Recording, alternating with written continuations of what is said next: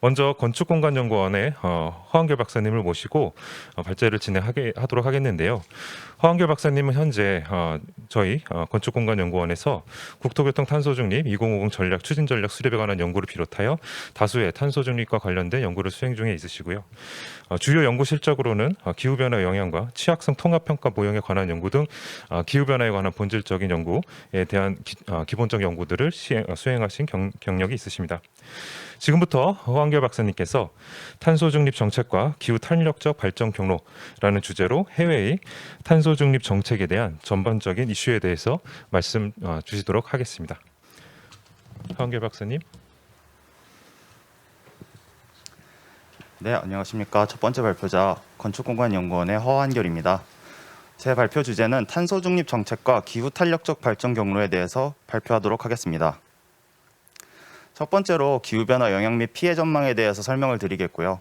그리고 그와 관련하여 우리나라가 탄소 중립을 어떻게 실천하고 있는지, 어떻게 준비하고 있는지 설명을 좀 드리고, 마지막으로 본 주제 중 하나인 기후 탄력적 발전 경로에 대해서 설명드리도록 하겠습니다. 첫 번째로는 이제 기후변화 영향 및 피해 전망입니다. 지금 보시는 거는 제가 스크랩한 몇 개의 기사인데요. 2020년도에 이상기상 현상이 어느 정도 일어났는지 설명하고 있습니다.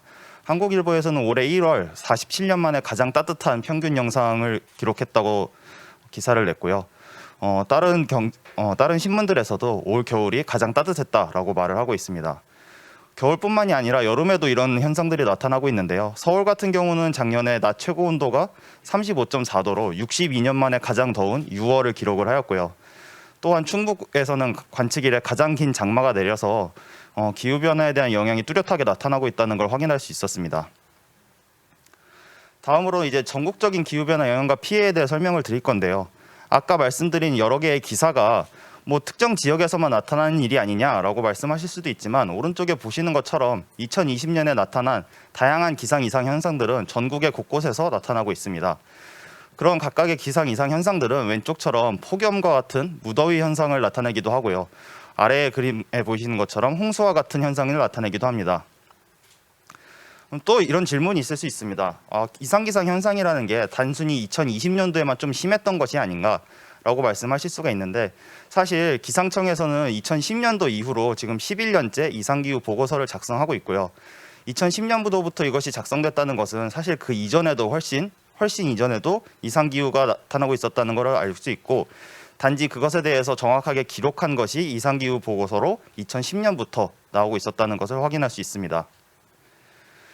이게 단순히 우리나라에서만 일어나는 피해나 이상한 현상이 아닙니다. 지금 보시는 것처럼 근 20년간 자연재해 건수는 앞선 20년, 그러니까 1980년부터 1999년 대비 1.7배 정도가 증가한 것으로 유엔에서 보고되고 있고요.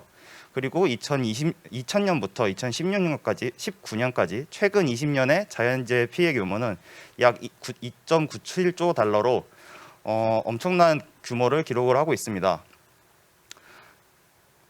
그리고 이런 여러 가지 재해들에 대한 원인으로 유엔에서는 기후변화가 주요 요인일 것이다 라고 제시를 하고 있습니다. 그래서 기후변화에 대해서 문제성과 심각성이 점점 드러나고 있는데, 이제 2015년에 파리 협약에서는 1.5도씨와 2도씨라는 단어가 나오기 시작했습니다. 파리 협약의 권고 목표치는 기후변화를 1.5도씨 정도로 제한을 해야 우리가 살아남을 수 있을 것이다 라고 얘기를 하고 있고요. 1.5도씨는 우리가 기후변화 피해를 최소화하기 위한 인류의 최후 방어선이라고 생각을 하시면 조금 편하겠습니다. 그래서 과학자들이 밝혀낸 2도씨 상승과 1.5도씨 상승이 얼마나 차이가 있는가를 좀 살펴보면, 1.5도씨 상승에 비해 2도씨 상승 시 폭염 노출 인구가 1.5배가 증가하고, 농업 생산량은 1.5배가 오히려 감소하고, 물 부족에 노출되는 인구는 2배가 증가하고, 홍수 피해 인구나 기후변화 대응 비용이 급격히 증가할 것으로 나타나고 있습니다. 물론 이런 현상들이 우리나라에서 똑같이 나타난다고 보기는 어렵지만, 경우에 따라서는 더 심한 피해가 일어날 수도 있고요. 그렇기 때문에 우리도 이에 대해서 대비해야 된다라고 말씀을 드릴 수 있겠습니다. 아까 말씀드린 주요 단어 중에 하나가 1.5도씨라는 것인데, 기후변화 1.5도씨라는 것이 국제적인 협약으로 목표치로 제시가 되면서 앞으로 우리가 기후변화 지구온난화를 1.5도씨 이내로 방어하는 것이 상당히 중요해졌습니다. 이런 미래 영향에 대해서 어떻게 우리가 예측하고 있었는지 두 가지를 다 살펴보면 지금 보시는 그림은 2014년에 IPCC에서 발표한 보고서의 자료인데요. 지금 아래 보이시는 그림이 향후 지구 온난화가 어떻게 예측되고 있는지 분석한 것인데, 경우에 따라서 제가 빨간 선으로 그어놓은 1.5도씨보다 더 낮아질 수도 있고 더 높아질 수도 있고, 보고서에 작성된 내용을 보더라도 온난화 현상은 더욱 심화되고 있지만 감축과 적응을 통해 우리가 기후변화 위험을 예방할 수 있을 것이다 라고 제시를 하고 있습니다. 그럼 조금 더 최근으로 넘어와서 2018년에 보고된 IPCC 보고서인데요. 빨간색 글씨로 제가 처리해 놓은 것처럼 2030년에서 2050년 사이에 1.5도씨 상승에 도달할 가능성이 조금 더 높아진 것으로 보고를 하고 있습니다. 기존 2014년에 발표했던 보고서에 비해서 조금 더 1.5도씨에 대한 위험성을 나타내고 있다고 보시면 되겠고요. 그리고 이게 가장 최근 2021년 발표된 IPCC의 보고서인데요. 현재 발표된 보고서 내용에 따르면 모든 시나리오에서 1.5도씨 온난화가 확실시된다고 나타나고 있습니다. 이게 어떤 의미를 갖냐라고 생각을 해보면, 우리가 현재 탄소 중립을 하는 것이 매우 중요하다. 지금 써 있는 글씨만 보더라도 상당한 수준의 온실가스 배출량 저감이 필요하고, 그렇게 했을 때 겨우 1.5도씨 온난화를 막을 수 있거나 혹은 1.5도씨 수준에서 멈출 수 있다라고 제안을 하고 있고요. 또한 1.5도씨 온난화가 확실시 된다는 것은 우리가 탄소 배출량 저감뿐만 아니라 기후변화 적응도 함께 가져가야 하는 목표가 생겼다라고 생각하시면 되겠습니다. 그동안 말씀드린 내용을 조금 정리해서 말씀드리면, 이제 1.5도씨라는 것이 우리에게 중요한 단어로 다가오기 시작을 했고, 하지만 2014년 과거부터 우리가 예측하고 있는 기후변화가 어떻게 변하고 있나라고 생각을 하면 기존 예측을 점점 더 뛰어넘는 상황으로 기후변화 영향과 피해를 전망하고 있다라고 생각할 수 있겠습니다. 다음으로는 우리나라가 기후변화에 대응하기 위한 우리나라의 탄소 중립 현황에 대해서 말씀을 드리겠습니다. 첫 번째로는 우리나라의 2050 탄소 중립 추진 전략입니다. 탄소 중립 추진 전략은 기후변화 완화를 의미하는 것이고요. 기후변화 완화를 위해서 우리나라에서는 탄소 중립 달성을 위한 3개의 정책 방향과 10개의 과제를 제안하고 있고요. 그중에서 국토와 도시 저탄소화, 그러니까 건물과 도시에 대한 얘기를 조금 더 하면, 건물의 탄소 배출량 관리를 위해서 기존 건물을 그린 리모델링하는 사업을 하나 진행을 하고 있고요. 또 하나는 신축 건물의 제로 에너지 건축 의무화, 이렇게 두 가지 큰 축을 가지고 건물의 탄소 배출량 관리를 진행을 하고 있습니다. 그리고 또 하나는 에너지 자립률 제고 부분인데요. 도시 내에서 신재생 에너지 시설을 공급을 해서 에너지 자립률을 조금 더 높이는 방향을 생각을 하고 있습니다. 그 중에 이제 그린 리모델링과 관련된 부분을 먼저 조금 짚어드리면, 그린 리모델링 같은 경우는 탄소 중립을 위한 건축물의 에너지 효율 향상 전략이라고 보시면 되겠습니다. 그 중에 하나로 공공건축물 그린 리모델링 지원 사업 확대를 하고 있는데요. 그린 리모델링이라고 하면 건축물의 에너지 효율 향상을 위해서 고성능 창호를 사용한다던가 혹은 고단열 자재를 사용을 해서 여름에도 집 안이 조금 더 시원할 수 있게, 그리고 겨울에도 건물 안이 조금 더 따뜻할 수 있게 만드는 사업이라고 생각하시면 되겠습니다. 지금 현재 공공건축물 그린 리모델링 지원 사업을 하고 있는 대상은 취약계층이 주로 이용을 하고 있는 어린이집, 보건소, 그리고 의료기관이 주로 사용이 되고 있고요.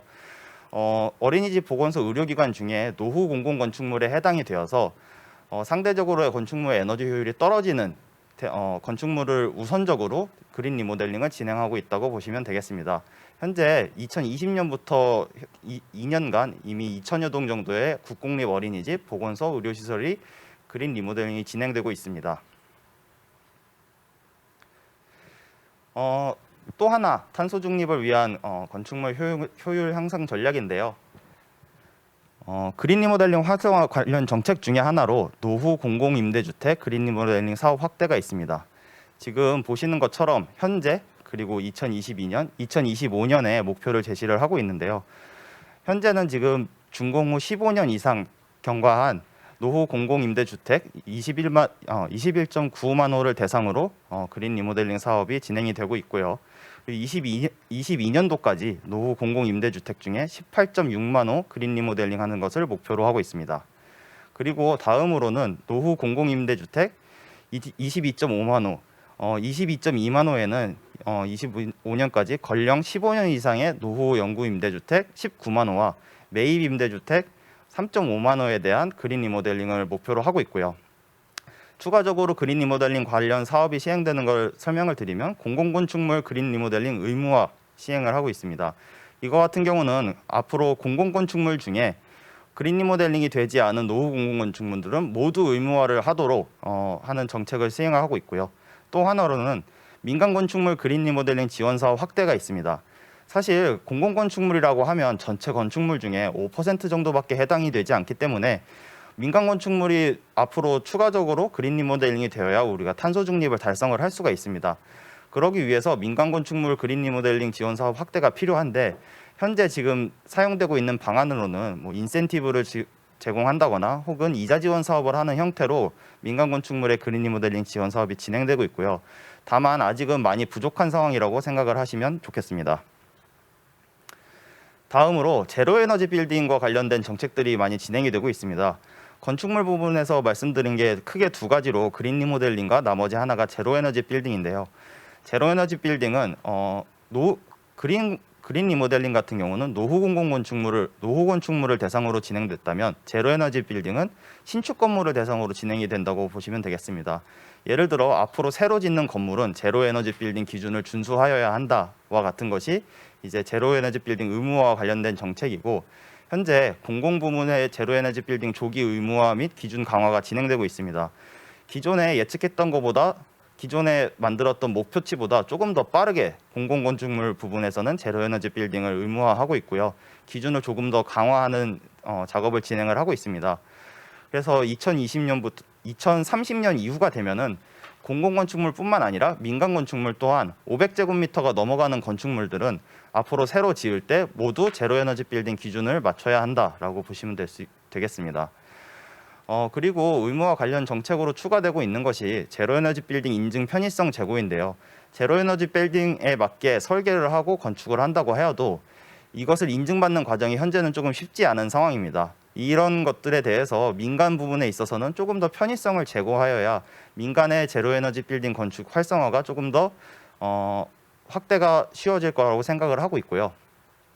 또한 신축 공동주택 에너지 성능 기준 강화가 이루어지고 있습니다. 예를 들어 과거에는 100 정도만큼의 에너지 기준을 달성을 하면은 오케이가 되었다면 앞으로는 100이 아니라 120, 130 수준의 에너지 성능 기준을 도달하여야 이제 건축을 허가받을 수 있는 상황에 놓였다고 생각하시면 되겠습니다. 또한 제로에너지 빌딩 의무화 관련 정책으로 민간 부분과 공공 부분의 이제 의무화 대비 제도 개선이 이루어지고 있습니다. 지금 보시는 것이 아까 간단하게 설명드렸던 2030년이 되면은 어느 정도 수준의 건축물 제로에너지 건축화가 강제될 것이냐에 대해서 설명을 드렸는데 앞으로 20년, 23년, 25년, 30년 이 지나감에 따라 제로에너지 빌딩은 점점 더 많아질 것입니다. 하지만 우리가 그렇게 많아지는 제로에너지 건축물에 대해서 대비하지 못한다면 말이 안 되고요. 또한 이렇게 확대되기 위해서는 민간의 적극적 참여를 위해서 추가적인 인센티브를 예상을 하고 있습니다. 현재 같은 경우는 민간 부문이 제로에너지 빌딩을 달성을 할 경우에 건축 기준을 완화하는 것으로 용적률이나 높이를 15% 정도 완화해주는 정책을 시행을 하고 있는데요. 이것 같은 경우에 앞으로는 20%까지 확대를 해서 조금 더 민간이 적극적으로 제로에너지 건축에 참여할 수 있게 유도를 하고 있고요.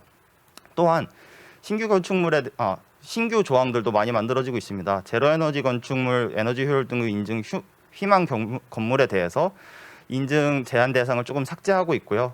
그다음에 공공건축 사업 입찰 시 제로에너지 빌딩 인증 실적을 가점으로 도입하는 방안도 검토를 하고 있습니다. 지금까지 말씀드린 것은 대부분 기후변화 완화와 관련된 방법이라고 생각을 하시면 되겠는데요. 기후변화 대응을 할 수 있는 방법은 크게 세 가지가 있다고 보시면 되겠습니다. 하나는 탈출하는 방법이고, 하나는 완화를 하는 방법이고, 하나는 적응하는 방법입니다. 하지만 지금 지구의 기후변화는 계속 지속되고 있고 우리가 지구에서 탈출할 방법은 사실상 없는 거나 마찬가지이기 때문에 우리가 활용하고 있는 방법이 지금 완화와 적응을 활용을 하고 있는데요. 그중에서 지금까지 말씀드린 건 대부분 완화를 말씀드렸다면 앞으로는 적응에 대한 부분도 많이 강조가 돼야 할 필요가 있습니다. 지금 2050 탄소 중립 추진 전략이라던가 2050 탄소 중립 시나리오 이런 것들에 우리나라가 많이 집중이 돼 있어서 적응이 사실상 외면되고 있는 상황인데요. 적응에 대해서도 조금 더 추가가 될 필요가 있다, 집중될 필요가 있다라는 게 저의 생각이고, 그리고 IPCC 최근에 나온 6차 보고서에서도 나온 내용이라고 보시면 되겠습니다. 슬라이드가 조금 잘못 들어간 것 같은데, 우리나라 이제 기후변화 적응을 위한 우리나라의 전략으로는 3대 정책 방향과 3대 정책을 제시하고 있고, 그에 관련된 12가지 목표를 또 제시를 하고 있습니다. 기후변화 적응에 대해서 간단하게 설명을 드리면, 이제 기후변화 완화라는 것이 기후변화가 오지 않도록 탄소 배출량을 저감하는 것이라면, 기후변화 적응은 이미 기후변화가 왔을 때를 가정을 하고 비가 너무 많이 와서 홍수가 날 것이 분명하다면 우리는 어떤 식으로 대응을 해야 될 것인가, 건축물을 홍수에 조금 더 강한 건축물을 지어야 한다라는 게 기후변화 적응의 주요 골조라고 보시면 되겠고요. 관련해서 제가 이제부터 기후 탄력적 발전 경로에 대해서 말씀을 좀 드리도록 하겠습니다. 이 기후 탄력적 발전 경로란 CRDPS라고 줄여서 부르기도 하는데요. 가장 처음에 나타난 것은 IPCC의 제5차 평가 보고서 워킹그룹 2에서 제시한 기후 복원 경로에서 처음 제시가 되고 있습니다. 처음에는 기후 복원 경로라는 형태로 언급이 되었지만, 그 다음에 나온 지구온난화 1.5도씨 특별 보고서에서는 기후 탄력적 발전 경로라고 현재와 같은 단어가 되었고요. 기후 탄력적 발전 경로가 무엇인지 조금 설명을 드리면, 기후 안전을 확보하고 빈곤을 퇴치하고 평등과 공평성을 확보하고 그리고 지속 가능한 발전을 목표로 한다라고 제시가 되고 있습니다. 그래서 기후 탄력적 발전 경로가 추구하는 바를 보면 아래쪽의 그림에서 보시는 것처럼 현재의 지구가 있고요. 여기서 추가적으로 지속 가능 발전 목표를 달성을 하고, 또한 온실가스 배출 저감을 달성을 해서 지구 온난화를 좀 제한을 해서 향후에 기후 탄력적 지구를 만든다, 평등과 웰빙이 실천될 수 있는 지구를 만든다는 게 최종 목표라고 보시면 되겠습니다.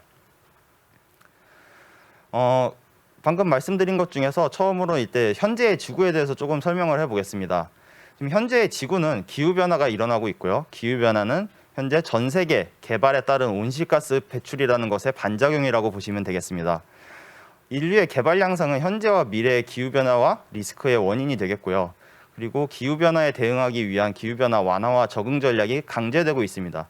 기후변화라는 게 여러 가지 리스크, 우리에게 피해를 주고 있기 때문에 이에 대한 완화 전략이 지금 강제되고 있고요. 우리도 실제로 2050 탄소 중립 추진 전략을 시행을 하면서 돈을 소비를 하고 있고요. 예산을 소비하고 있고, 또한 그거에 적응하기 위한 적응 전략도 강제되고 있는 상황입니다.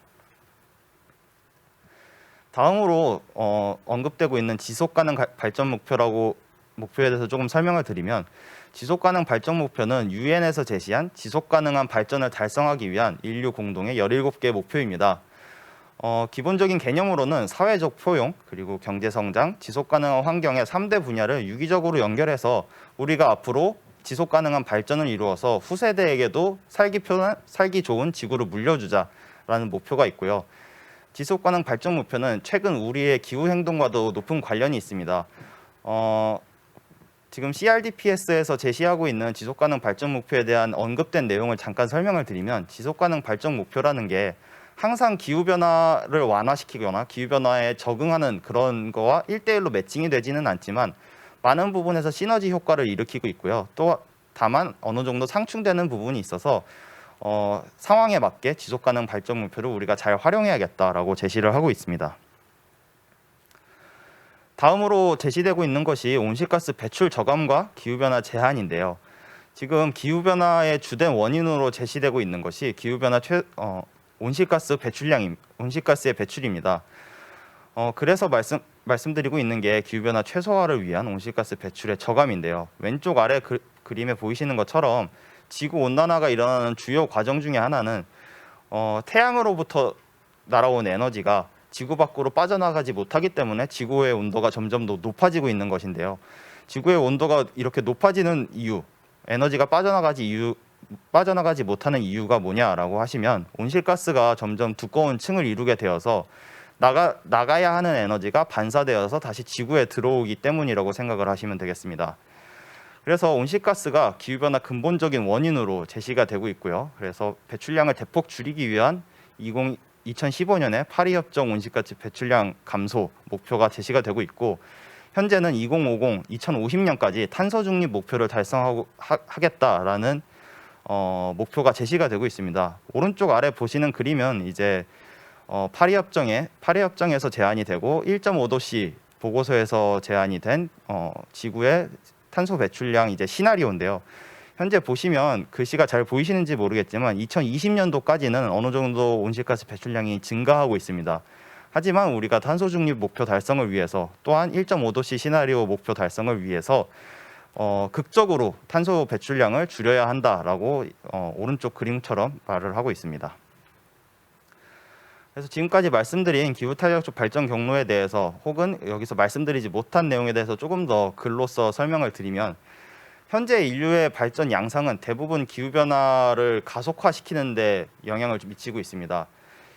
이것에 대해서 대응하기 위해 우리는 지속 가능 발전 목표 SDGs를 달성을 해야 되고, 또한 온실가스 배출 저감 노력이 필요하다라는 것이 기후 탄력적 발전 개념의 주요 골자이고요. 또 하나는 이제 기후 탄력적 발전 경로에 대한 지속적인 연구가 좀 필요하다는 내용을 말씀을 드리고 싶습니다. 지금 아까도 조금 말씀을 드렸지만 SDGs의 달성과 온실가스 배출 저감 노력 사이에는 시너지도 분명히 있지만 어느 정도 상충되는 부분도 있기 때문에 이에 대해서는 조금 더 연구가 돼서 상황에 맞게 활용을 할 필요가 있겠고요.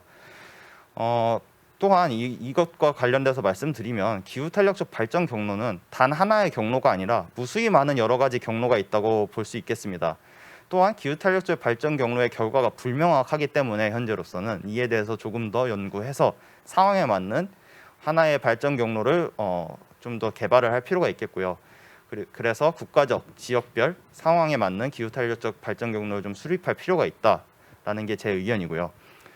또 하나는 이제 시급한 기후 탄력적 발전 경로 수립이 필요하다라고 좀 말씀을 드리고 싶습니다. 지금 기후 변화는 점점 지속되고 있는데 보고서에 나온 내용을 보면 기후 변화가 지속될수록 도입 가능한, 우리가 사용할 수 있는 기후 탄력적 발전 경로의 옵션이 줄어든다고 말을 하고 있습니다. 이에 따라서 우리가 기후 탄력적 발전 경로를 조금 더 시급하게 수립해야 될 필요가 있다라고 말씀을 드리겠고요. 우리가 기후 탄력적 발전 경로라는 게 아직은 개념 수준이기 때문에 어떻게 활용해야 되는지는 좀 고민을 해봐야 될 것 같은데요. 그 고민 중에 하나로 이클레이의 지속 가능한 도시를 좀 설명을 드리고 싶습니다. 이클레이에서는 지속 가능한 도시를 위해 5가지 도시 비전을 수립을 하고 있습니다. 하나는 저탄소 도시도 있고 자연 기반 도시도 있고 사람 중심의 공정한 도시도 있고 5가지 도시 비전이 있는데, 이런 각각의 도시 비전의 목표 달성을 위해서 각 도시 비전이 추구하는 지속 가능 개발 목표의 조합을 조금 이렇게 제시를 하고 있습니다. 아래 보이시는 그림이 각각의 목표에 따른, 도시 비전에 따른 SDGs의 목표의 조합인데요. 저탄소 도시 같은 경우는 기후변화 억제를 위한 온실가스 배출량 저감 등 여러 가지 SDGs 목표를 조합을 하고 있고, 우리도 앞으로 이처럼 우리나라 상황에 맞는, 혹은 우리나라의 어떤 도시의 상황에 맞는 SDGs 목표의 조합을 잘 사용할 필요가 있다라고 생각이 됩니다. 이제 마지막으로 하나 또 말씀드리고 싶은 것은, 아까도 제가 말씀을 드렸지만 기후변화 대응이라는 것이 기후변화 완화만 있는 것이 아니라 기후변화 적응도 함께 고려할 필요가 있다고 설명을 드렸습니다. 그래서 우리는 완화와 적응을 모두 고려한 도시계획을 달성을 할 필요가 있고요. 첫 번째로는 도시 시스템을 좀 개선을 해서 에너지 효율성 증진과 대중교통 및 보행 접근성을 좀 증진할 필요가 있다라고 말씀을 드리겠습니다. 사실 우리가 버스를 타거나 자동차를 타거나 다니는 것이 조금 멀리 있는 공간에 도달하기 위함인데요. 이런 것들에 대해서 만약 이 공간들이, 우리가 필요한 공간이 조금 더 가까이 있다면 도시 시스템이 개선돼서 온실가스 배출량이 조금 더 저감되겠다라고 말씀을 드릴 수 있겠고요. 또 하나는 온도 변화에 유연한 대처가 가능한 도시 구조의 개선입니다. 바람길을 조금 더 만든다거나 혹은 온도가 조금 높아지더라도 그거에 대해서 대피할 수 있는 공간을 만든다거나 해서 도시 구조를 개선하는 방식으로 이제 기후 변화에 또 대응을 할 수가 있겠고요. 다음으로 이제 건축자재 개선으로 건물 성능을 향상시키는 부분인데요. 이 부분은 사실 아까 제로 에너지 빌딩이랑 그린 리모델링이랑도 조금 합치가 되는 좀 부분인데, 사실 이게 기후변화 완화 파트에서만 제한이 되고 있었지만 기후변화 적응과도 조금 관련이 있다고 생각하시면 되겠습니다. 온도가 좀 높아지더라도, 외부 온도는 좀 높아지더라도 우리가 살고 있는 건물 안에 온도가 낮다면 이것으로 이제 기후 변화 완화와 기후 변화 적응을 모두 이룰 수 있다라고 생각을 하고요. 또 하나는 이제 도시 내 그린 인프라를 도입을 해서 온도 변화 자체를 완화를 시키고 또한 탄소 저장까지 같이 이루는 기후 변화 완화와 적응 전략을 한 번에 수립할 수 있다라고 생각이 됩니다. 그래서 앞으로는 기후 변화 완화와 적응을 모두 고려한 도시 계획을 수립을 함으로써 기후 탄력적 발전 경로를 따라갈 수 있는 우리나라의 이제 기후 변화 대응 전략이 나와야 한다는 게 저의 생각입니다. 네, 감사합니다. 다음은 이제 박종훈 박사님을 모시도록 하겠습니다. 건축공간연구원에서 재직하고 계시고요. 박종훈 박사님은 미국 텍사스 A&M과 미국 미시간 주립대학에서 연구교수를 재직하신 바가 있습니다. 그리고 기후 변화와 관련해서 이제 기후 적응, 녹지 퍼포먼스와 관련된 연구를 주로 해오셨고요. 특히 폭염에 대한 그 녹지의 효과, 그리고 폭염에 관한 녹지가 이 건물과 관련된 도시 내부에서 어떤 영향을 미치는지에 대한 연구를 전문적으로 해오셨습니다. 현재는 2050 탄소 중립 실현을 위한 그리닝 모델링 관련 연구를 저희 건축공간연구원에서 진행하고 계시고요. 지금부터 박종훈 박사님께서 탄소 중립을 위한 건축물 단위 소규모 녹지의 열섬 저감 계획이라는 주제로 발표를 해주시도록 하겠습니다. 박종훈 박사님 부탁드리도록 하겠습니다. 네, 안녕하십니까. 방금 소개받은 박종훈입니다. 제목이 좀 깁니다. 건축물 단위 소규모 녹지 열섬 저감 계획. 다른 게 아니고 우리가 늘 도시 속에서 발견하고 있는 녹지라는 것을 이제 어떻게 우리가 열섬을 줄이기 위해서 활용할 수 있느냐, 그것을 좀 연구를 통해서 좀 밝혔다고 보시면 될 것 같고요. 그러면 결국 이 소규모 녹지라는 것이 어떻게 또 녹색 건축하고 연결되겠느냐, 그런 부분에 대해서도 한번 생각해 볼 수 있는 그런 시간이 될 수 있으면 좋겠습니다. 특히 지금 이런 오늘 발표 드릴 얘기들은 좀 전에 두 분의 강의자께서 말씀하신 것보다는 좀 더 소프트합니다. 그러니까 편하게 들으실 수 있다고 생각이 들고요. 그러면 말씀드리도록 하겠습니다. 오늘 말씀드릴 수 있는 그런 주제들의 그 순서가, 그럼 탄소 중립, 도시 열섬, 그리고 녹지 간의 상관관계가 어떤지에 대해서 우선 설명 좀 드리고, 그러면 기온 측정을 좀 제가 해봤거든요. 도시 내에서. 그래서 서울에서도 한번 해보고 텍사스에서도 한번 해봤습니다. 그래서 그 소규모 녹지들이 실제로 기온 저감을 어떻게 줄이고 있는지, 그리고 그것이 효과가 어떤지를 세 번째 건축물 단위 열섬 녹지 계획에서 그러면 어떤 식으로 하는 것이 바람직한가에 대해서 좀 말씀을 드리면 좋겠고요. 마지막으로 그럼 이제 미래는 어떻게 할 것이냐, 탄소 중립과 또 어떻게 연결될 것이냐에 대해서 간단히 정리할 수 있도록 하겠습니다. 그냥 녹지부터 우선 보여드리겠습니다. 녹색 건축의 녹색도 사실은 이런 녹색에서부터, 녹지에서부터 왔다고 생각이 들 정도로 우리는 도시에서 이런 녹지들을 늘 보고 있습니다. 올 여름 매우 더웠죠. 이 더운 여름에 길거리를 걸어갈 때 우리가 가끔 그늘을 제공받는 아주 소중한 이런 녹지들을 이름하여 소규모 녹지라고 부릅니다.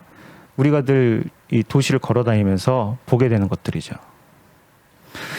근데 녹지 말고도 우리가 여름에 도시를 걸어다가 보면 이렇게 포장으로만 되어 있는 뜨거운 곳을 발견할 수 있습니다. 이런 곳들을 이름하여 일사면이라고들 우리는 보통 얘기하는데, 이런 곳은 햇빛을 많이 받기 때문에 매우 뜨겁습니다. 빨리 피하고 싶죠? 그래서 저 뒤에 걸어가시는 분도 빨리 걸어가십니다.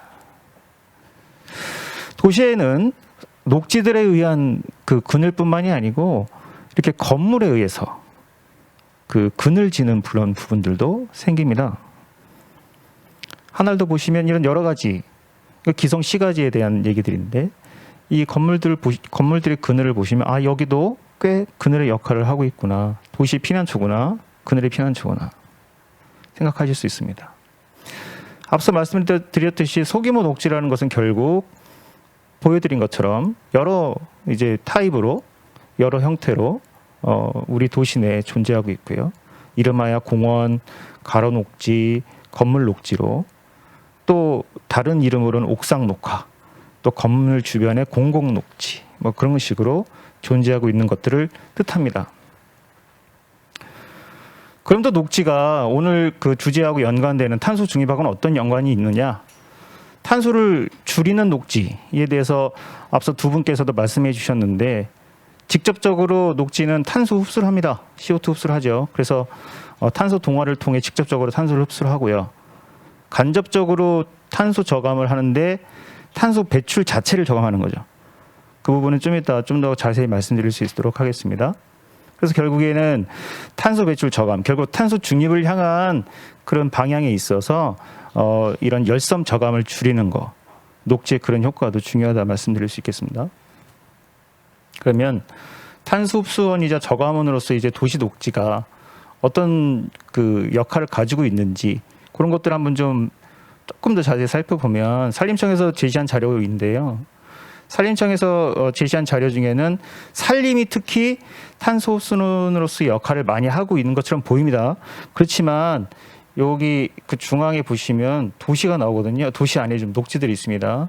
이 녹지들도 일정 부분 그런 탄소 흡수를 하는 그런 역할을 하는 걸로 발표가 되고 있고요.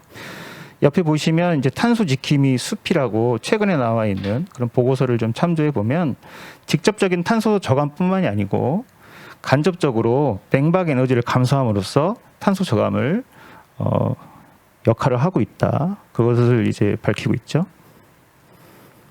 좀 열섬 저감에 대해서 조금 더 말씀드리겠습니다. 열섬은 뭐 이젠 도시 우리 폭염이 발생한 여름만 되면 늘 뉴스에서 발견하고 있습니다. 열섬 현상, 열섬 현상. 열섬 현상은 엄밀히 얘기하면은 반응입니다. 아까도 얘기가 좀 나왔는데, 태양열이 들어와 가지고 지구가 반응하는 겁니다. 그러니까 반응이라는 것은 지표면의 성질에 따라 다 다른데, 어떤 성질, 특히 인공 구조물과 같은 이런 콘크리트 같은 경우는 열을 반사하거나 열을 흡수했다가 밤에 다시 내뿜는 그런 역할을 가지고 있고, 이런 그 보통 그늘 제공을 하고 있다고 우리가 알려져 있는 녹지들은 열을 흡수하기도 하고 열을 반사하기도 합니다. 그 대신 지표면으로 떨어지지 않기 때문에 그 흡수된 열이 다시 밖으로 나오진 않죠. 따라서 열섬 현상을 줄일 수 있는 여러 그 수단으로서 사실은 많이 각광받아 왔습니다. 그래서 최근에 기후 변화라는 이슈와 맞물려서 기후 적응의 수단으로서도 도시에서 많이 활용되고 있죠.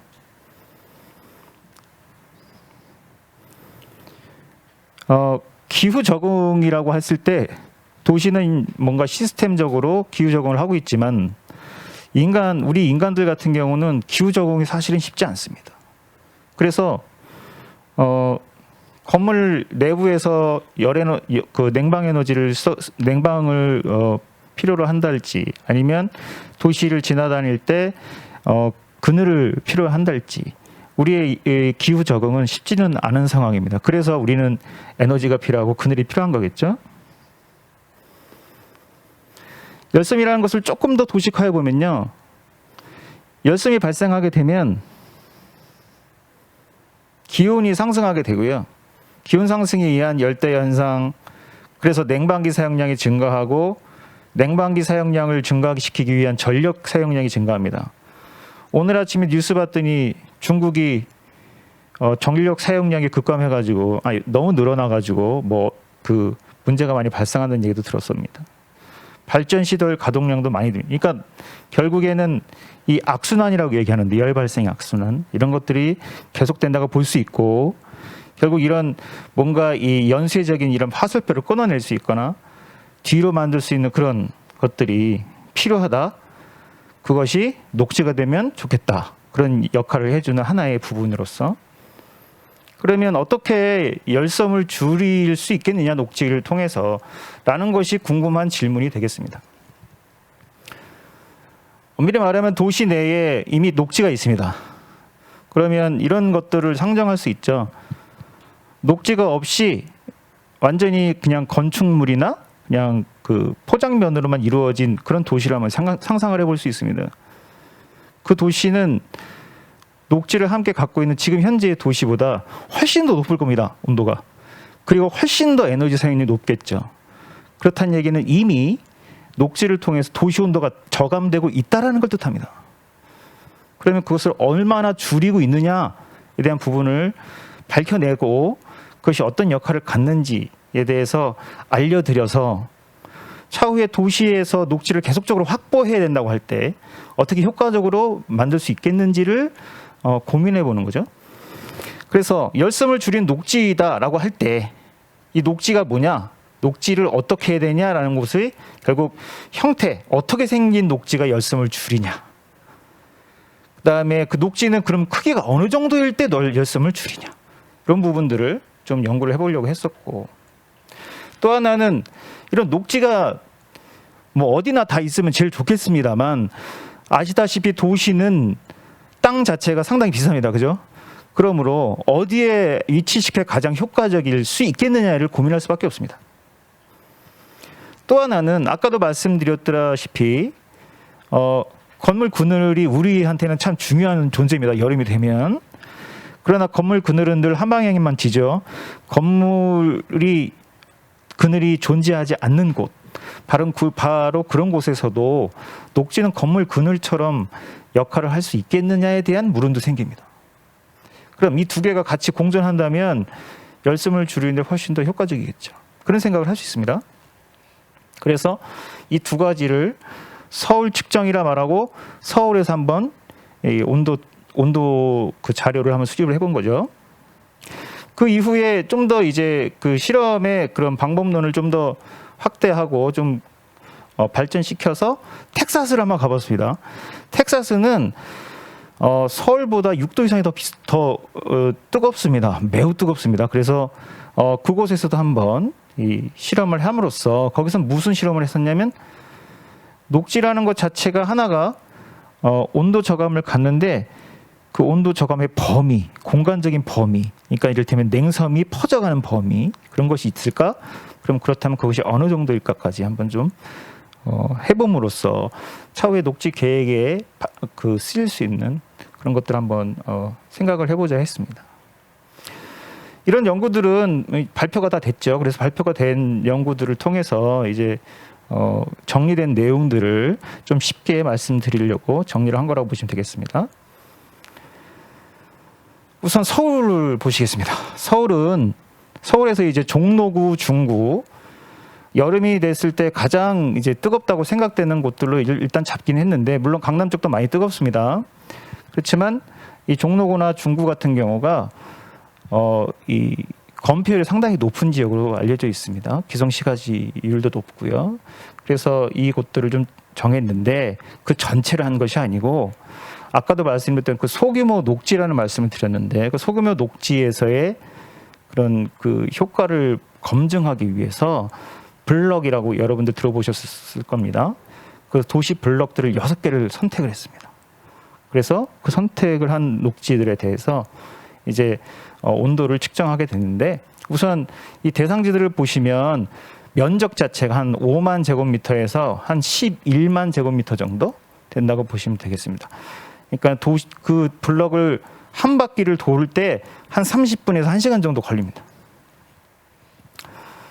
면적률, 건축물, 여기서 보시면 이제 건축물 면적률하고 소규모 녹지 면적률이라고 나오는데, 결국 그 블럭을 차지하고 있는 전체 건축물이 어느 정도 면적을 차지하느냐, 그다음에 그 외에 소규모 녹지는 얼마나 차지하느냐. 그러면 건축물하고 소규모 녹지 빼면은 일사면이 나옵니다. 뭐 물론 더 자세하게 보면 또 다른 그 랜드 커버들도 나오지만 우선은 그런 세 가지로 좀 좁혀봤고요. 이런 이제 조건들을 좀 지금 말씀드린 겁니다. 그래서 이제 기온 측정이라는 걸 했습니다. 뜨거운 여름에 8월부터 9월까지 실시를 했고, 오후에 시간대에 3번 정도, 하루에 3번 정도 이것의 3일을 계속 반복 측정을 했습니다. 반복과 반복이라고 되어 있는데, 이 반복을 한 이유는 하나의 실험 결과만 가지고서 얘기하는 것이 아니고, 반복된 실험 결과를 평균을 내서 이렇다라고 말씀을 드리기 위해서 그렇게 실험을 했던 거죠. 신뢰도를 높이기 위한 수단입니다. 이곳을 이제 다 돌아다녔다고 보시면 되는데, 지금 여기 보시면 빨간 점, 보라색, 노란 점 많죠. 이곳을 다 돌아다니면서 온도를 쟀다가 보시면 됩니다. 요새는요 기술이 발전돼서 온도를 재면 그 온도계가 알아서 그 지점의 온도를 그 기록을 해줍니다. 그래서 그 기록된 온도를 갖고서 서로 비교하는 거죠. 측정된 소규모 녹지 종류들이라는 겁니다. 그러니까 아까 보셨던 그런 그 녹지들을 좀 단순화했죠. 다면형, 선형, 뭐 단독 식재가 된 경우도 있고 단독 식재 안에 이제 뭐 여러 이제 교목, 그 악교목이나 관목이나 초하류가 있는 것도 있을 수 있습니다. 또 하나는 건물 분석을 할 수 있는 GIS 툴이 있습니다. 그래서 건물 분석을 통해서 건물이 어떤 식으로 그늘을 지느냐라는 걸 통해 건물 그늘로 덮여 있는 그런 그 측정 지점들을 속아낼 수 있었고, 또 하나는 일사로 계속 태양열을 받는 그런 지점들도 속아낼 수 있었습니다. 계속 기온 측정에 대해서 말씀드리고 있는데 이번에는 이제 텍사스를 좀 가보겠습니다. 텍사스는 우리 서울과는 다르게 타운에서 보통 보면은 이렇게 돼 있습니다. 단독 주거지 형태로 돼 있고 이런 걸 보통 싱글 하우스라고 얘기하거든요. 이런 곳을 이제 그 실험 대상지로 삼고 여기 보시면 여러 타입의 이런 단독 식재된 그러니까 나무죠. 나무로 되어 있는 그런 녹지들이 있거든요. 이런 여러 녹지들을 봤다고 보시면 되는데 그 중에 이제 어떤 것들을 좀 재고자 했느냐? 전에는 요 밑에만 재가지고 이걸 녹지 온도라고 했는데 요 좀 더 퍼진 상황으로, 그러니까 여기서부터 여기까지 걸어가는 거죠. 그래서 온도를 재서 이 온도들이 실제로 낮으면 얼마나 낮으냐를 보려고 했던 겁니다. 측정된 녹지들은 높이가 보통 한 9m에서 10m, 12m, 높게는 17m까지 있는 것도 있고요. 반지름은 보통 평균 한 6.5m 정도 돼 있는 상황입니다. 여기 지금 1.25R, 1.5R, 좀 전에 보셨던 것처럼 반지름의 1.25배, 그다음에 반지름의 1.5배, 그런 것들을 이제 계획적인 차원으로 쓸 수 있도록 그렇게 좀 숫자로 만들어 봤습니다. 기온 측정은 아까랑 비슷합니다. 그렇지만 반복을 측정했는데 이것은 어떤 식으로 했냐면 좀 긴 기간 동안 했습니다. 이를테면 11월부터 4월까지 했다고 보시면 되겠습니다. 11월은 텍사스도 겨울입니다. 겨울이지만 높습니다, 온도가. 그리고 이제 4월 정도 되면요 이미 완전 폭염 수준으로 바뀝니다.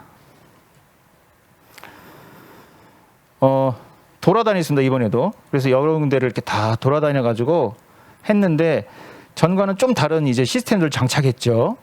이 지금 역계 위에 보이는 것이 이제 측정을 하는 그런 측정 기기들이고, 새로 이제 디지털 캠코더라는 것을 여기서 달아서 다 녹화를 합니다. 녹화를 해서 실제로 어디를 지났는지 그 시간에 그것을 다 기록을 합니다.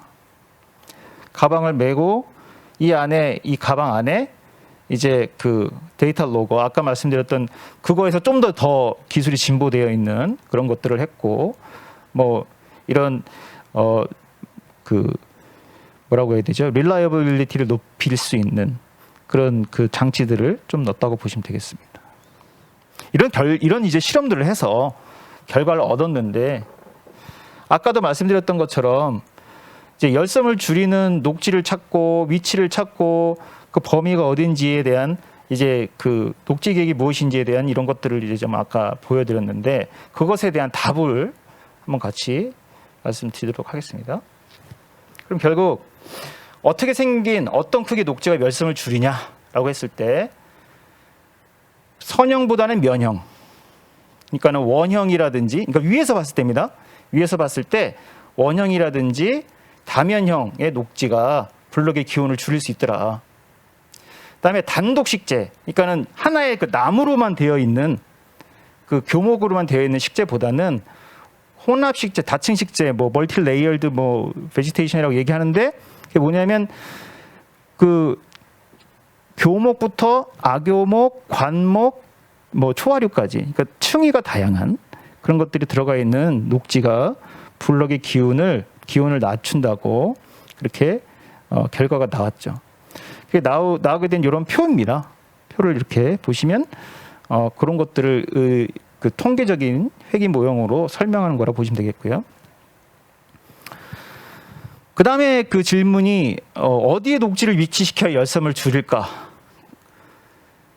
일사로 열이 높은 데 배치해야 온도를 줄 수 있다라는 결론을 말씀드릴 수 있는데, 그 다음에 이제 이후에 그래프를 좀 보면서 설명드릴 수 있을 것 같고, 동시에 다른 냉섬 요소, 결국 건물 그늘과 비교해도 괜찮을까? 이 녹지의 효과는, 그런 것도 한번 좀 보여드릴 수 있도록 하겠습니다. 이게 그 그래프인데요. 보시면 블록의 가장 높은 거에서 아까 보여드렸던 각 지점의 그런 그 온도들을 다 뺀 거예요. 뺐더니 이제 녹지 같은 경우는 가장 상위에 랭크돼 있고, 그다음에 요 보라색이 건물 그늘에 대한 거고, 이제 일사면, 햇빛 가장 맞는 면들이 이렇게 맨 밑에 위치하고 있다고 보시면 됩니다. 이 차이가 크면 클수록 녹지에, 그러니까 그 열섬 저감 효과가 크다라고 보시면 되겠습니다. 그래서 온도가 가장 높을 것이라고 생각되는 그런 일사면들이 일단 밑에를 다 깔고 있죠.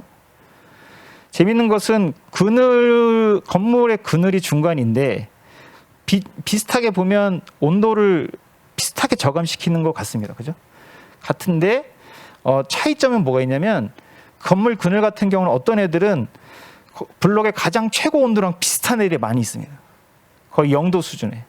0도 수준이라는 얘기는 그 블록의 가장 최고 온도와 어떤 그늘면들의 온도가 똑같다는 얘기입니다. 그만큼 온도가 높다는 거죠. 그런데 녹지 같은 경우는 그런 것들이 없는 겁니다. 0인 곳이 없는 겁니다. 그것은 아주 자그마한 녹지라 할지라도 그 온도 저감 효과가 있을 거다. 건물 그늘보다 때로는 많을 것이다라는 얘기를 할 수가 있는 것이죠. 텍사스의 결과를 한번 좀 더 보시면요. 그럼 아까도 보셨지만 냉섬 저감 효과가 어느 정도까지 거리를 퍼질 것이냐에 대한 부분을 좀 말씀을 드리면 이렇게 설정할 수 있겠네요. 녹지 방향이 6m고 높이가 12m 정도 녹지의 경우에 녹지 중심에서는 가장 그 높은 기온보다 한 2.25 정도 낮고, 녹지 반경이 1.25배 지점까지 2도까지 나타나는, 결국 온도가 퍼지는 효과가 실제로 있다라는 것을 말씀드릴 수 있는 거죠. 이것이 그것을 설명하기 위한 표라고 보시면 되겠습니다. 네, 벌써 결론에 왔네요. 그래서 결국 오늘 말씀드렸던 내용들은 우리가 알고 있는 내용일 수도 있습니다. 그런데 그것을 좀 더 숫자로 만들기 위한 일련의 과정이었다고 생각합니다. 근데 2021년 여름 이번에도 무지 더웠습니다. 작년엔 그 홍수가 많이 났었다고 하는데 28도까지 올라갔답니다. 근데 그 28도가 가로수인 녹지랍니다. 그리고 건축물 같은 경우는 뭐 55.8도까지 올라간다고 얘기합니다. 우리 도시는 아직도 이렇게 여름이 되면 폭염으로 고통을 받고 있죠. 그 와중에 녹지가 이런 역할들을 계속 담당하고 있었다고 말씀드릴 수 있겠습니다. 아까 끊어내야 된다라는 그런 그 말씀을 드렸는데 한번 그림을 한번 다시 한번 그려봤습니다. 그러니까 결국 녹지를 통해서 혹은 다른 열 발생량들을 감소하게 되면 사실은 결국 온실가스 배출량 감소로 이어질 수 있다라는 겁니다. 아직 우리나라 같은 경우는 아까도 그 보여줬는데 그 시나리오, 탄소 저감 시나리오를 볼 때 탄소 흡선에 대한 얘기는 사실 많이 없습니다. 그리고 엄밀히 얘기하면 녹지같이 이렇게 건물 외부에 등장하고 있는 이런 탄소 저감원들에 대한 고려들은 아직 고려되고 있지 않는데, 이런 연구들이 좀 축적이 돼서 그런 것까지 같이 하게 된다면 결국 탄소 중립으로 갈 수 있는 중요한 하나의 그 길들을 발견하지 않을까, 그런 생각과 바람을 가지면서 이만 마치겠습니다. 감사합니다. 마지막으로 건축공간연구원의 지석환 연구원님을 모시겠습니다. 지석환 연구원은 현재 국토교통 2050 탄소중립 추진 전략에 관한 연구, 그리고 관련된 그린 리모델링 사업계획 수립 등 탄소 중립과 관련된 정책 연구에 현재 다수 참여하고 있으면서 주요 연구 실적으로는 제2차 녹색 건축물 기본 계획 수립에 관한 연구, 그리고 제3차 건축 정책 기본 계획 수립과 같이 국지국지간 국가 법정 계획을 수립하는 데 있어서 중추적인 역할을 담당해 왔습니다. 지금부터 지석환 연구원께서 지역 녹색 건축물 조성 계획의 탄소 중립 정책 현안을 주제로 마지막 발제를 해주시겠습니다. 지석환 연구원님 부탁드리겠습니다. 예, 안녕하세요. 저 오늘 탄소 중립 정책 컨퍼런스의 네 번째 발표를 하게 된 건축공간연구원 지석환 연구원입니다. 제가 오늘 드릴 말씀은 지역 녹색 건축물 조성 계획의 탄소 중립 정책 현안에 대해서인데요. 아무래도 좀 이제 앞서 말씀 세 분의 발제자께서 말씀해 주신 것보다 좀 이제 지역 녹색 건축물 조성 계획이라 함은 지역에서 실제 녹색 건축물 조성을 하기 위해 수립하는 5년 단위의 계획인데, 이런 것들이 이제 탄소 중립 정책에 발맞춰 어떤 현안들이 있고 어떤 개선 방향들이 있는지에 대해서 오늘 좀 말씀을 드리고자 합니다. 제가 오늘 세 단계로 좀 준비를 했습니다. 그래서 첫 번째는 이제 탄소 중립과 녹색 건축이 도대체 어떤 정책 구조를 가지고 있는지, 그리고 두 번째로는 이제 지역 녹색 건축물 조성 계획이 현재 수립이 되고 있습니다. 그래서 수립이 어떤 내용들이 되고 있고 어떠한 시사점들이 있는지, 어떤 문제점들이 있는지 좀 자세히 살펴보고, 마지막으로 2050 탄소 중립을 위해서는 지역 녹색 건축물 조성 계획이 어떻게 나가야 하는지에 대해서 말씀드리고자 합니다. 먼저 첫 번째는 탄소 중립과 녹색 건축입니다. 지역 녹색 건축물 조성 계획이라는 것이 매우 이제 생소하신 분들이 많을 텐데, 지역 녹색 건축물 조성 계획은 저탄소 녹색 성장 기본법을 모법으로 하고 녹색 건축물 조성 지원법을 근거로 5년마다 광역지자체 단체장이 수립을 하는 법정 계획입니다. 그래서 지자체에서 5년 동안 우리가 녹색 건축물을 조성하기 위해서 어떤 계획들을 만들고 집행을 해 나갈 것인지를 수립하는 계획이고, 그거에 대해서 상위 계획으로 국토교통부에서 수립하는 녹색 건축물 기본 계획을 상위 계획으로 합니다. 또 그것과 유관된 계획으로는 건축정책 기본계획이라고 이제 건축기본법에서 시행하는 법정 계획이 있는데, 여기에서도 좀 건축 전반에 대한 얘기가 다뤄지기 때문에 여기서도 녹색 건축, 탄소 중립 얘기가 자주 언급이 되고 있습니다. 이제 탄소 중립이라는 것이 법으로 제정이 되어서 2022년 9월 22일부터 시행될 예정이라고 합니다. 이 탄소 중립 녹색 성장 기본법은 저탄소 녹색 성장 기본법을 계승하는 법으로서 조금 법 개정안을 살펴보았을 때 유사하면서도 다른 것들이 있는데, 어쨌든 핵심 축은 온실가스 감축 시책과 기후위기 적응 시책, 이렇게 두 분야로 볼 수 있습니다. 그 중에서 녹색 건축물 부분은 온실가스 감축 시책에 들어 있습니다. 그래서 저희가 탄소 중립이 추진이 되면서 녹색 건축물 조성 계획도 발빠르게 움직여 왔습니다. 그래서 저희 국제에서는 이제 1992년으로 올라가서 유엔 기후변화 협약이 채택이 되면서부터 시작이 됐죠. 그래서 저희 나라도 94년에 가입을 하고 2008년에 저탄소 녹색 성장을 선포를 합니다. 그래서 2010년에 저탄소 녹색 성장 기본법을 제정을 하고 이제 본격적으로 추진을 하게 되죠. 2012년에는 이제 그 저탄소 녹색 성장 기본법을 모법으로 하는 녹색 건축물 조성 지원법이 제정이 되고 1차 녹색 건축물 기본 계획이 고시가 됩니다. 국토교통부에서 수립하는 녹색 건축물 기본 계획이고, 2015년 이제 저희가 잘 아는 파리 협정이 채택이 되면서 이제 현재 나오는 그런 어떤 국제적인 정책 아젠다들이 나왔고, 그거에 맞춰서 우리나라도 2030 온실가스 감축 로드맵을 발표하고 또 수정도 한번 하고, 그 사이에 2차 녹색 건축물 기본 계획도 고시가 됩니다. 그래서 최종적으로 2020년 작년에는 이제 탄소 중립 추진 전략이 수립이 되고 LEDS 전기 저탄소 발전 전략과 NDC가 2030 NDC가 제출이 되었고, 올해는 이제 그것을 기반으로 세부 시나리오를 수립하고 있는 것으로 진행이 되고 있습니다. 그럼 이제 지역에서 녹색 건축물 조성 계획, 그 5년 단위의 계획들이 실질적으로 어떻게 수립되는지 살펴보면, 먼저 이제 좀 종합적으로 살펴보았을 때 1차 계획이죠. 2014년에 1차 녹색 건축물 기본 계획이 수립이 되면서 지역에서도 녹색 건축물 조성 계획을 수립을 합니다. 그래서 전국 17개 광역 지자체가 모두 수립을 완료했고요.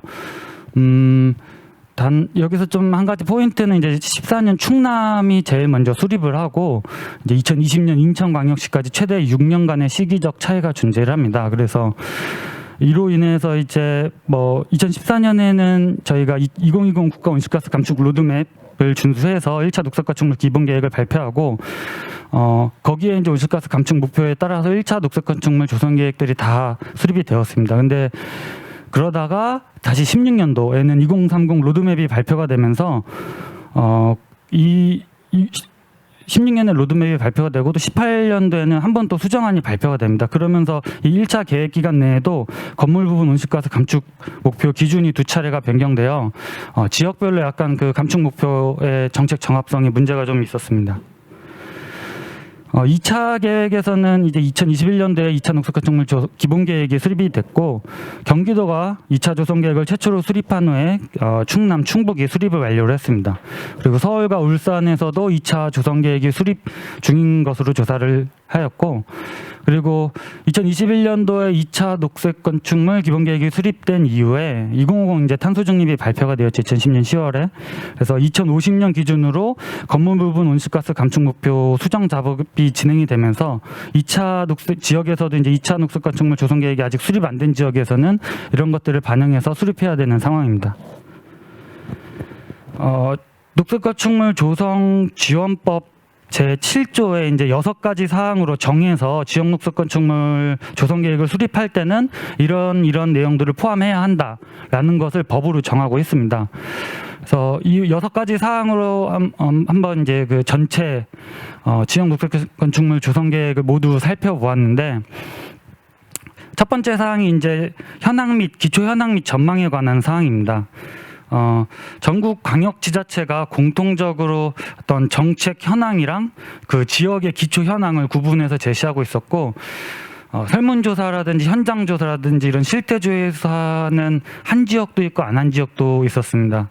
정책 현황은 주로 이제 녹색 건축 관련 정부 정책 현황을 조사를 하고 지자체의 정책 현황, 해외 정책 현황 이런 것들을 분석을 하고 있었고 기초 현황, 지역의 기초 현황 같은 경우에는 인구 같은 일반 현황, 그리고 건축물 허가 인허가 현황, 그리고 이제 녹색 건축 관련 현황, 산업이라든지 인증 취득 건축물이라든지 이런 것들이 됐었고 그리고 녹색 건축물에서 녹색 건축물 조성 계획에서 중점적으로 다루고 있는 에너지 소비 및 온실가스 배출 현황을 분석하고 있었습니다. 두 번째는 이제 기본 방향과 목표에 관한 사항입니다. 전국 광역 지자체가 이제 현황 분석을 유사하게 하면서 기본 방향을 그것을 근거로 설정을 하고 계획의 비전과 목표를 광역지자체 단위로 제시를 하고 있습니다. 계획 목표 같은 경우에는 이제 건물 부분의 그 지역의 온실가스 감축 목표를 지표로 제시하고 있고 그것을 이제 기초지자체 단위로 배분을 한 광역 단체도 있고 배분을 하지 않은 광역 단체도 있고 지역별로 차이가 있었습니다.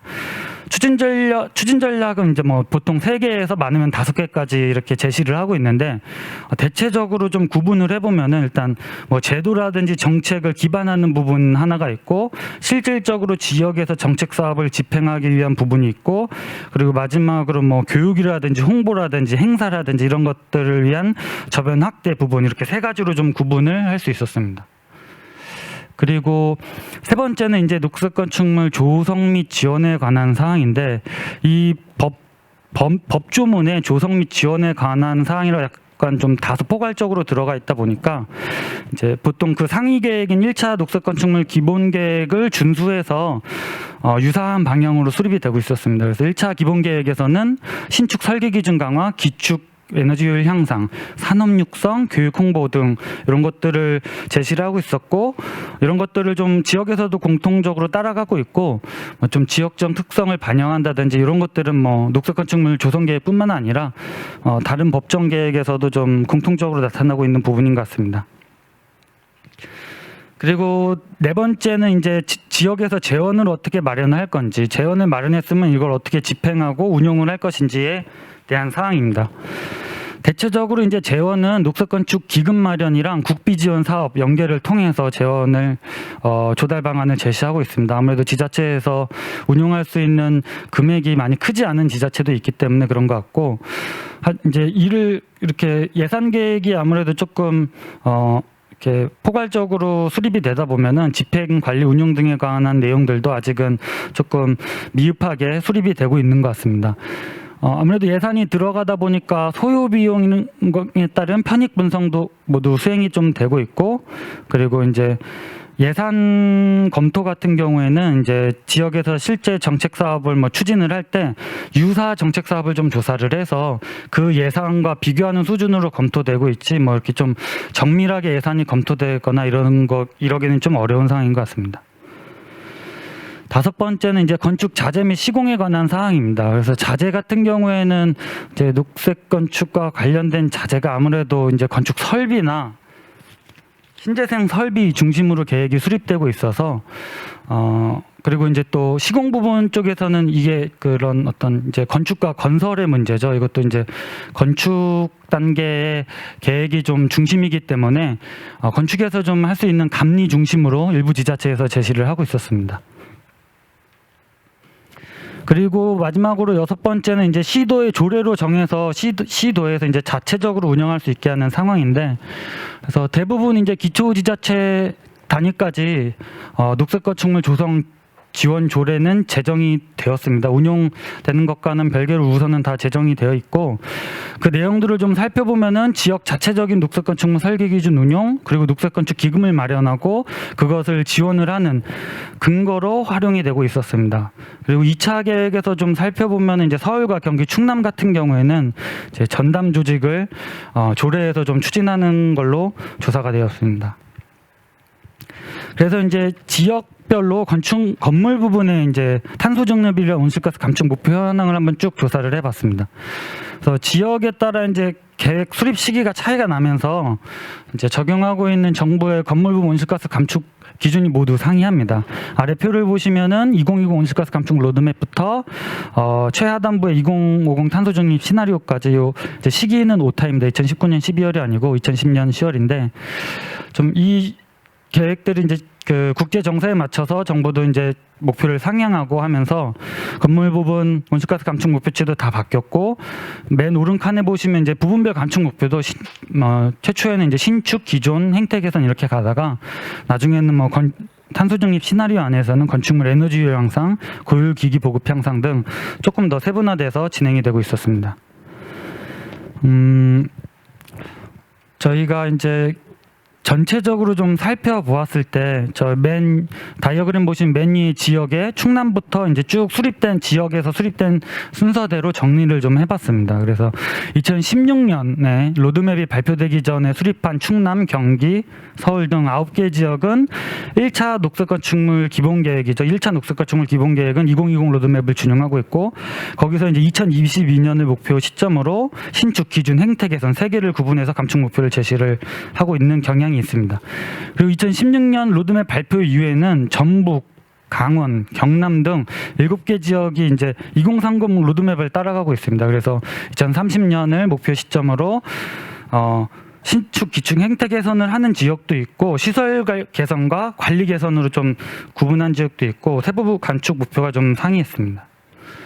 2차 계획대를 살펴보면은 2차 조성 계획을 수립한 충남과 경기도는 2030 로드맵 수정안을 그대로 준용을 했습니다. 왜냐하면 이제 2차 녹색 건축물 기본 계획에서 따로 지역별 감축 할당량을 제시를 하지 않았기 때문에 그대로 2030 로드맵 수정안을 준용을 했고, 그래서 2030년을 목표 시점으로 감축 목표를 제시를 하고 있습니다. 그리고 최근에 수립한 충북 같은 경우에는 이제 좀 자체적인 방법을 사용을 했는데, 에너지 원별로 건축물 에너지 소비량을 좀 예측을 해서 2025년을 목표 시점으로 건축물 전체 감축 목표량만 제시를 했고, 현재 수립 중인 서울과 같은 경우에도 이제 독자적인 방법으로 목표치를 설정하고 있는 것으로 조사되었습니다. 그 감축 목표량만 좀 단순 비교를 했을 때에는 지금 위에 그래프는 1차 기본 계획과 1차 기본 계획에서 할당한 양과 1차 지역에서 조성 계획에서 제시한 양을 단순 비교를 한 건데, 1차 기본 계획에서 할당한 양을 맞춘 지역도 있고 1차 기본계획 할당량보다 심지어 높게 제시한 지역도 있습니다. 그리고 1차 기본계획에서 이만큼 지역에서 해줬으면 좋겠다 했는데 지역에서 자체적으로 검토하면서 그것보다 하향한 지역도 있었습니다. 왜냐하면 이게 이제 아무래도 1차 기본계획에서 할당량을 제시를 하긴 했지만 이것을 이제 적정성 검토를 지자체에서 자체적으로 해서 목표를 재설정할 수 있도록 되어 있기 때문에 강제하지 않아서 이제 지자체가 좀 하다 보니까 이렇게 다양하게 나타난 것 같습니다. 그리고 조금 더 그 감축 목표량을 세부적으로 살펴보면은 아무래도 이제 지자체에서는 실제적으로 정책을 집행하고 이행을 해야 되기 때문에 효율성을 많이 고려를 할 수밖에 없었습니다. 그래서 대부분의 지역에서는 아무래도 이제 신축 건축물은 앞으로 지어질 건축물에 대한 설계 기준을 강화하면 그거에 맞춰서 지어지기 때문에 정책으로 집행하기에 상당히 용이한 면이 있는데 기존 건축물을 그린 리모델링하고 이런 것들에 대해서는 아무래도 좀 어려운 부분이 있습니다. 그렇기 때문에 이 자체적으로 지자체에서 검토를 하면서 기존 건축물의 감축 목표량은 조금 낮추고 신축 건축물의 감축 목표량을 좀 상향해서 좀 전체 할당량을 맞추는 전략을 취하고 있었습니다. 그런 지자체로는 이제 좀 몇 개 지자체도 있고 또 그렇지 않은 지자체도 있습니다.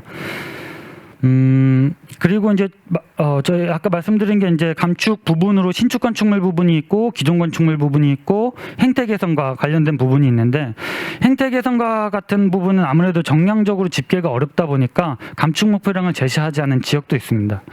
그리고 세종 같은 경우에서는 그 1차 녹색 건축물 기본 계획을 수립할 당시에는 일단 도시가 완벽히 건설되지 않았기 때문에 지역 할당량을 주지 않았었고 그렇다 보니 세종에서 온실가스 감축을 하는 것은 국가에서 플러스 감축을 하는 요인으로 볼 수 있다고 판단을 좀 했습니다. 그리고 울산 같은 경우에는 좀 타 지자체랑 다른 여건을 가지고 있습니다. 발전소가 많고 이런 것들이 아무래도 온실가스 배출에 영향을 많이 미치기 때문에 독자적인 방법으로 목표를 제시를 하고 있었습니다.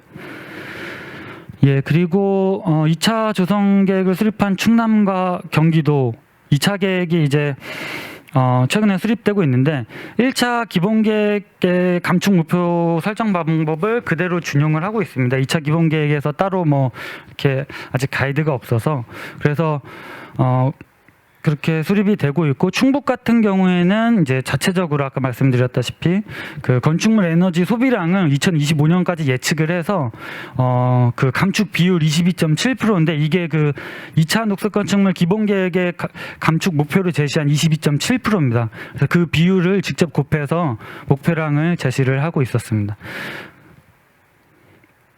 그리고 이제 이런 것들을 예측을 할 때 아무래도 미래에 대한 부분이다 보니까 건축물이 얼마나 더 생길 거고 얼마나 멸실이 될 건지 이런 것들에 대한 분석을 하는 방법론이 필요한데 이것도 이제 모두 지역별로 좀 상의를 하죠.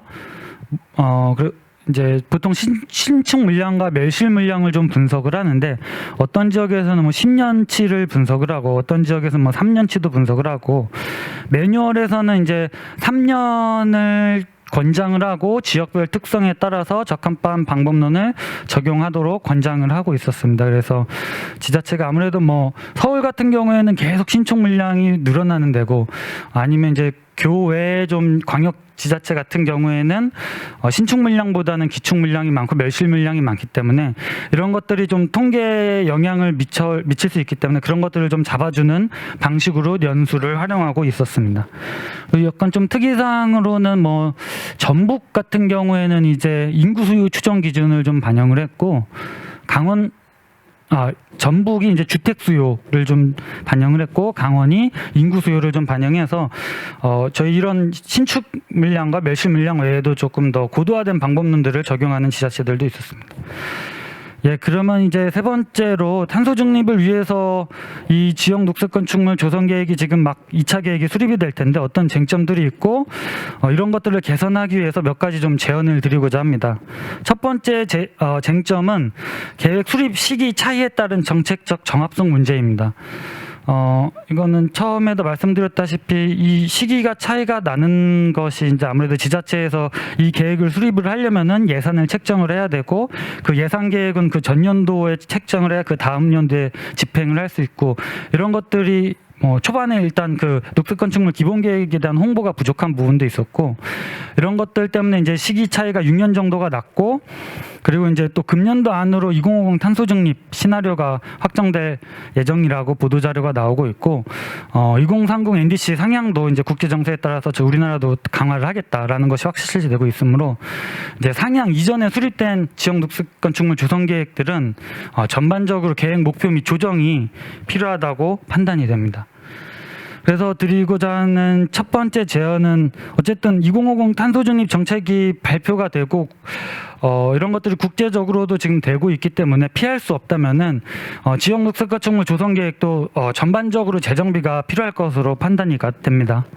그래서 2050 탄소 중립 시나리오 지금 기술 작업반에서 작업하고 있는 그 시나리오 발표 이후로 전국 광역 지자체가 모두 온실가스 감축 목표를 현재치보다 상향을 좀 해야 될 테고 그리고 그에 따른 세부 계획을 수립 또는 변경할 수 있도록 법적 근거가 필요할 것으로 판단이 됩니다.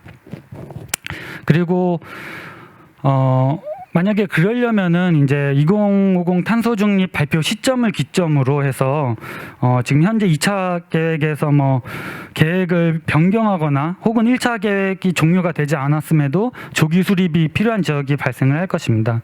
그래서 이런 것들을 좀 그 연도별로 좀 나눠서 조기 수립할 지역과 계획을 변경할 지역 이런 것들을 좀 나눠서 추진이 돼야 될 것으로 보입니다. 그리고 두 번째로는 2050 탄소 중립 기반으로 해서 이제 감축 목표 설정 방법을 좀 최신화를 해야 될 것 같습니다. 저희가 이 최초 지금 현재 지역 녹색 건축물 조성 계획에서 쓰고 있는 방법들이 2015년의 매뉴얼에서 제시하고 있는 기준으로 수립을 하고 있기 때문에 조금 시기적 경과에 따른 약간 올드함도 있고요. 그래서 지금 2050 탄소 중립 시나리오 기술 작업반에서 작업을 하고 있다니까 그 설정 방법을 그대로 지역 녹색 건축물 조성 계획을 적용해서 정합성을 확보하는 것이 가장 명확한 방법인 것 같습니다. 그래서 동일한 기준 연도, 목표 시점 등을 좀 최신화해서 지역별 건물 부분 온실가스 배출량을 전부 재산정을 해야 될 것 같고요. 그리고 이제 2050 탄소 중립이 2018년 대비 2050년까지의 감축 절대량이기 때문에 이런 것들을 위한 이제 추정을 해야겠죠. 건축물이 얼마나 늘 것인지 이런 것들에 대한 방법론을 좀 자체적으로 권장을 하되 지역별 특성이 모두 다르니까. 근데 이제 공폐가 같은 경우는 사실 에너지를 전혀 쓰지 않는 건축물이거든요. 그래서 이런 것들이 아직 현재 계획에서는 반영되지 않고 있고 또 혹은 이제 가장 이런 분석의 기본이 되는 인구 수요 이런 것들이 좀 고도화된 방법론을 개발을 해서 지자체에 보급할 필요가 있을 것 같습니다. 그리고 두 번째로는 지역별 건물 부분 총 감축량을 한번 검토해 볼 필요가 있습니다. 2050년까지의 지역별 총 감축량을 좀 추정을 해서 2050년 탄소 중립 시나리오와 좀 비교 검토를 해서 지역별 건물 온실가스 감축이 얼마나 상향이 필요한지 좀 지역에 유도를 할 필요가 있습니다. 현행 정책 수준으로는 2050 온실가스 감축량이 좀 어려울 것으로 판단된다. 이런 것들은 이제 연구자마다 다르겠지만 저희가 탄소 중립을 향해서 다 같이 노력해야 하는 것은 자명하고요.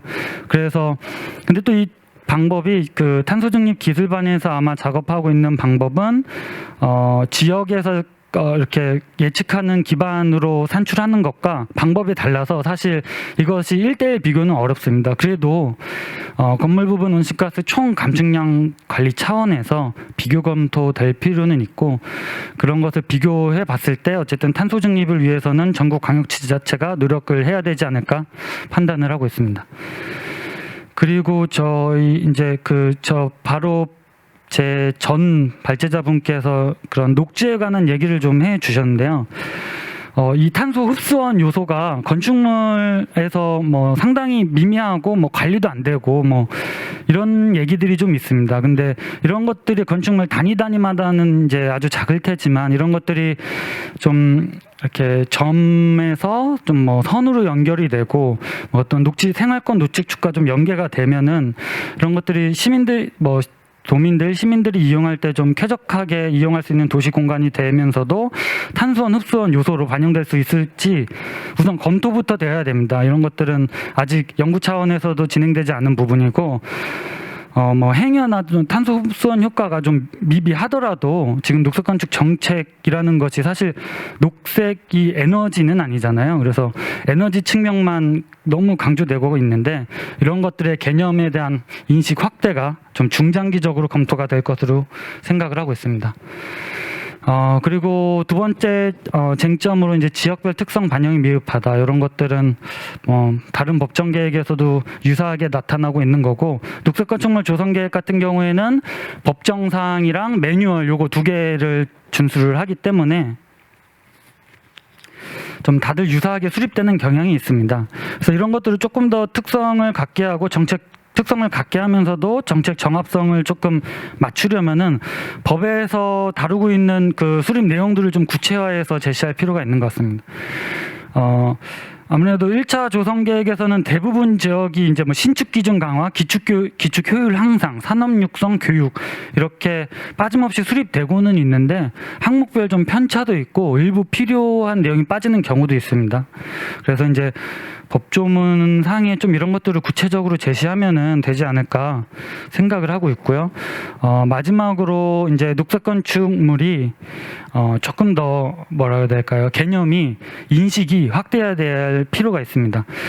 기후 위기라든지 탄소 중립지 요새 새로운 정책 아젠다들이 많이 나오고 있는데 그 첫 번째 허한길 박사님께서 발표해 주신 것도 일단 탄소 중립도 기후 적응과 회복 탄력성을 같이 가야 된다고 보고 있고 건축물 차원에서도 지금 녹색 건축 정책의 에너지 측면으로만 좀 부각이 되고 있는데 이런 것들이 좀 확정이 될 필요가 있습니다. 아까 말씀드린 탄소 흡수원, 기후 적응 요소 등 녹색 친환경 요소가 좀 계획 내용에 포함이 되어야 정책적으로도 조금 더 광범위한 녹색 건축 더 그 사용자가 느꼈을 때 쾌적한 녹색 건축이 될 수 있을 것 같고요.